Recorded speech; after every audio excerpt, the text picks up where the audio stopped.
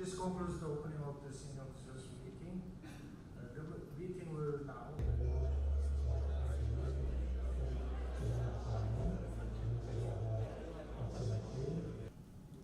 Maritime Development and National Disaster Management and the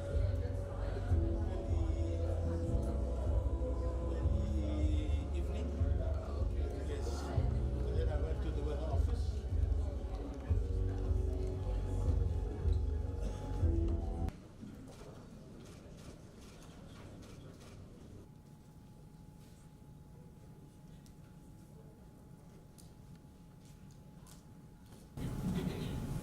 Excellency, the Assistant Director General of the Food and Agriculture Organization of the United Nations, Asia Pacific Region, Dr. Kundavi Kathiresan, Excellencies and plenipotentiary delegates, distinguished guests, ladies and gentlemen, Bulbinaka, Namaste, and a very good morning to you all. On behalf of the government of Fiji and the Fijian people, I wish to convey our greetings to you all. As your host for the 34th session of the FAO Asia Pacific Regional Conference, I am honored to deliver an opening address for this senior official meeting here in Nadi this morning. Let me again express my sincere thanks to the organizing committee for inviting me to officiate this senior officials meeting for the Asia and the Pacific. To all distinguished delegates from the 46 countries of the Asia Pacific, Bulbinaka, Namaste and welcome to Fiji. Your presence here in Danarau Nadi symbolizes your commitment to the success of the conference. This is the first FAO APRC forum to be hosted by Fiji. This is also the first time in more than 2 decades that a country in the Pacific has hosted the APRC. The last APRC was held in the Pacific was the 23rd APRC, which was hosted by Samoa in 1996. As your host, together with the FAO 34th session, we are looking forward to a successful and enjoyable meeting throughout the week. Fiji very much values its membership to FAO. Therefore, I want to begin by expressing our sincere appreciation for the support FAO and other member countries have given us over the years, and especially in hosting this auspicious event. So we are delighted to be here and to participate in this important event, to hear, learn, and share our experiences with one another. I also wish to express Fiji's gratitude to the Assistant Director General of FAO for the Asia Pacific region, Dr. Kundavi Kathiresan, for your high-quality value for money services to the Asia Pacific region. Fiji, together with our Pacific neighbors and Asia, has benefited significantly from your guidance and leadership, and we are looking forward for the continuous support in the next biennium.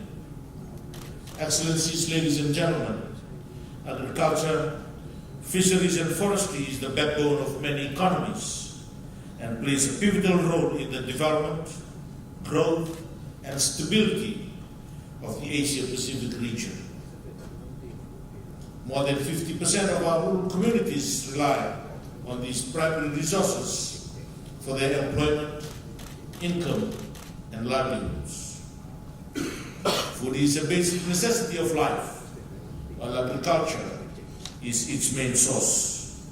These two main sectors are very crucial and need to be harmonized. This is especially true when the world population is projected to increase from 7.4 billion currently to more than 9 billion in 2050.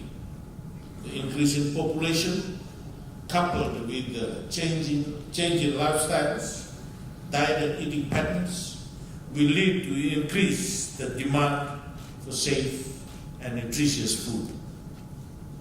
The global challenges, therefore, are to feed the growing population and at the same time to sustain a nation's food security. It has direct impact on millions of undernourished people who never get enough food to eat and fulfill their basic dietary requirements. The majority of this group, estimated at 500 million out of 800 million, live in the Asia-Pacific region. Excellencies, ladies and gentlemen, to this end, I am happy to note that the subject of food security is the main agenda of this conference. Undoubtedly, food security is of high importance to any country. When a country collapses because of natural disasters, conflicts, or other calamities, and food becomes unavailable, our national security is compromised. Our presence here at Danarau this week shows our commitment to ensuring the maintenance and strengthening of national as well as regional food security and stability.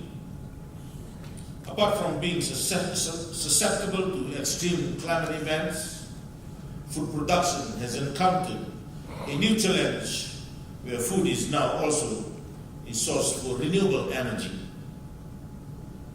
This situation makes the agriculture sector a very prominent industry, contributing to not only basic energy requirement for the people, but also to the energy sector at large. In this regard, I wish to draw your attention again to the fact that 1/3 of all food produced worldwide is wasted yearly. Therefore, I call upon all the member states to support the initiative by FAO to reduce food wastage and help to minimize the carbon footprint due to excessive food production. The interlinkages of the food and agriculture sector and their pertinent issues make FAO still vital and relevant after more than 71 years of existence. FAO has become a center of reference, an avenue of actions to deal with these cross-cutting issues. In this regard, I wish to take this opportunity to congratulate the Assistant Director General for Asia Pacific Region and the FAO team for their commendable and tireless efforts to reduce poverty and ensuring food security. However, there is still a lot to be done. It is estimated that 85% of 500 million small farmers are in our region. These unsung heroes are the ones putting food on our table. Ironically, these small farmers are still unable to build sufficient resilience in their livelihoods and are facing various hurdles to make these ends meet. Excellencies, ladies and gentlemen, the Asia and Pacific region, despite impressive economic growth in recent decades, is home to 490 million people still suffering from chronic hunger, accounting for 62% of undernourished people in the world. Stunting of children is still a challenge. Micronutrient deficiencies are still a major problem in many countries, while the trend in childhood obesity is increasing. As the challenges of hunger, malnutrition and poverty are intertwined, and the poor and hungry are concentrated in the agriculture and rural sectors in most of the Asia-Pacific region, an increase in investments in agriculture and rural development is much needed to increase income, employment, and food and nutrition security. In the context of Sustainable Development Goal 2, or SDG 2, it is feasible to eliminate hunger and all forms of malnutrition by 2030. To achieve zero hunger, it's necessary that every country in the region, together with FAO, the International Development Fund for Agricultural Development, and the World Food Programme and other regional institutions come together to transform our rural economy and to empower small-scale and family farmers as critical agents of change. In 2014, Fiji was among 13 countries which received recognition from FAO for outstanding progress in fighting hunger, ahead of the end of the 2015 MDG deadline. However, we did not stop there. The Fijian government continues to address the issue of poverty through its National Development Plan, the Green Growth Framework, Agriculture Policy 2020, just to name a few. However, the pursuit of augmenting food and agriculture is unfortunately not getting easier. The world is now facing other challenges, which all require urgent response measures. Furthermore, increased frequency of droughts and floods will affect crop production, especially in subsistence sectors. Agriculture will therefore have to cope with increased climate variability and more extreme weather events, and at the same time meet the increasing demand for food. Feed, fiber and fuel, all of which has the potential to irreversibly damage the natural resources on which agriculture depends on. It sure sounds very challenging. Agriculture is thus at a crossroad. It has to find ways to feed the world while being environmentally, socially, and economically sustainable. I believe that this notion is the push behind FAO's initiative to achieve the newly launched Sustainable Development Goals, or SDGs, which offer a vision of a fairer, more prosperous, peaceful and sustainable world which is inclusive and does not leave anyone behind. Excellencies, ladies and gentlemen, I would like to highlight the fact that the small island developing states, including all Pacific Island nations, are faced with a unique sustainable development challenge. While many nations in the Pacific community rely on food imports and struggle with malnutrition, undernourishment, and obesity, these issues are further exacerbated by climate change, which affects local food production. The Samoa Pathway, the outcome document of past conferences, emphasized the need for national leadership and international cooperation in order to overcome these unique sustainable development challenges faced by small island developing states. I wish to acknowledge FAO once again at this juncture, for they have worked closely with the United Nations Department of Economic and Social Affairs, DESRA, and the United Nations Office of the Least Developing Countries, Landlocked Developing Countries, and Small Island Developing States to respond to the invitation to facilitate the development of a food security and a nutrition action program for seeds. This has resulted in the Global Action on Food Security and Nutrition, or the GAP, for the seeds, which was officially launched on the sidelines of the 40th session of the FAO conference in Rome in July 2017. Fiji, together with other seeds, is looking forward to GAP mutually reinforcing and enabling environment for food security and nutrition. It will enable us to establish sustainable, resilient food systems that support healthy diets and nutrition. And it will further empower our people and communities to achieve improved food security and nutrition with a focus on the most vulnerable groups. To accelerate action on food security and nutrition in the Pacific, small island developing states, we call for a more integrated, multi-stakeholder approach to address the unique food security and nutrition challenges faced by seeds. This will support our efforts towards attaining the 2030 Agenda for Sustainable Development and bringing the Samoa Pathway and the SDGs together. We will also need support from other development partners to complement the implementation of the Next Country Program framework, which we believe has incorporated the various issues we will be discussing this week. It will need greater coordination, intervention, and information sharing at national and regional level.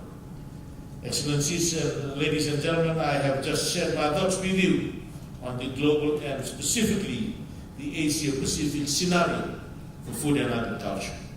In line with the SDGs, to achieve zero poverty and hunger, I wish to reaffirm 3 approaches to ensure food security and food sovereignty in this region. The approaches are: 1, stimulate private sector investment in agriculture; 2, address climate change issues with sustainable agriculture; and 3, reduce poverty by utilizing biodiversity. I firmly believe that these 3 approaches can further spur the region to better sustainable development, and I hope that there will be active discussions on these subjects to the benefit of the member countries. We have a big task ahead of us. There are pertinent and critical matters to be deliberated to ensure food security and sovereignty in the region, and let us put together all our ideas and our efforts to ensure the sustainability of our region and our future. As a famous quote by Colin Powell goes, "A dream doesn't become reality through magic. It takes sweat, determination, and hard work." Unquote. I am optimistic that under the capable hands of FAO and with commitments from all of you who are here, we will be able to work together to develop strategies towards more sustainable and efficient agriculture and food production in the future. Again, I wish to thank FAO and its member countries for supporting Fiji in hosting this senior officials meeting. I also want to close with an expression of thanks on behalf of every Fijian for the support, the companionship, and the solidarity of those of you gathered here today to seek solutions for enhanced food security and sustainable development by working together and by committing your time and effort. And with those few remarks, I declare the senior officials meeting open. Vinamo Lewu, thank you. Dhanyawad.